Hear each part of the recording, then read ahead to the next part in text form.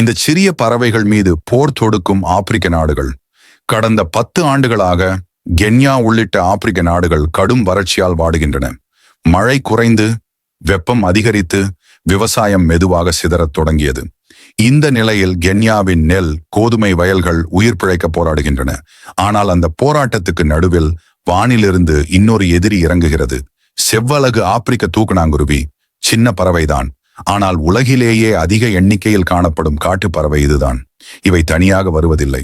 லட்சக்கணக்கில், சில சமயம் கோடிகளில் வானமே கருப்பாக தோன்றும் அளவிற்கு கூட்டமாக பாய்ந்து வரும்.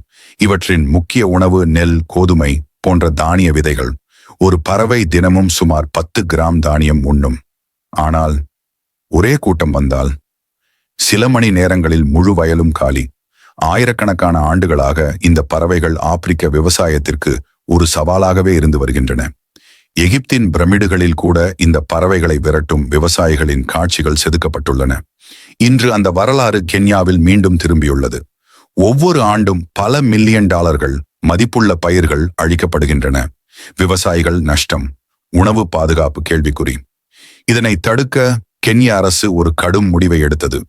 பறவைகள் தங்கும் இடங்களை கண்டறிந்து அங்கு ரசாயனங்களை பயன்படுத்தும் நடவடிக்கை. சில பகுதிகளில் ட்ரோன்கள் மற்றும் விமானங்களின் உதவியுடன் இந்த நடவடிக்கைகள் மேற்கொள்ளப்பட்டன. அரசின் வாதம் ஒன்றே, இது இல்லையெனில் விவசாயம் முற்றிலும் வீழ்ச்சியடையும். ஆனால் இதுதான் புதிய சர்ச்சையின் தொடக்கம். சுற்றுச்சூழல் ஆர்வலர்கள் எச்சரிக்கின்றனர், இந்த ரசாயனங்கள் இந்த பறவைகளை மட்டுமல்ல, அவற்றை உண்ணும் வேட்டை பறவைகள், மற்ற உயிரினங்கள், இறுதியில் மனித உடல் நலத்தையும் பாதிக்கலாம். அதனால்தான் இப்படிப்பட்ட ஆபத்தான ரசாயனங்களை குறைக்க வேண்டும் என்று ஐநா தொடர்ந்து வலியுறுத்துகிறது. இது பறவைகளின் கதை அல்ல, இது மனிதன் இயற்கையுடன் நடத்தும் முடிவுகளின் கதை. இந்த போரில் வெல்வது யார் என்பதை காலம் மட்டுமே தீர்மானிக்கும்.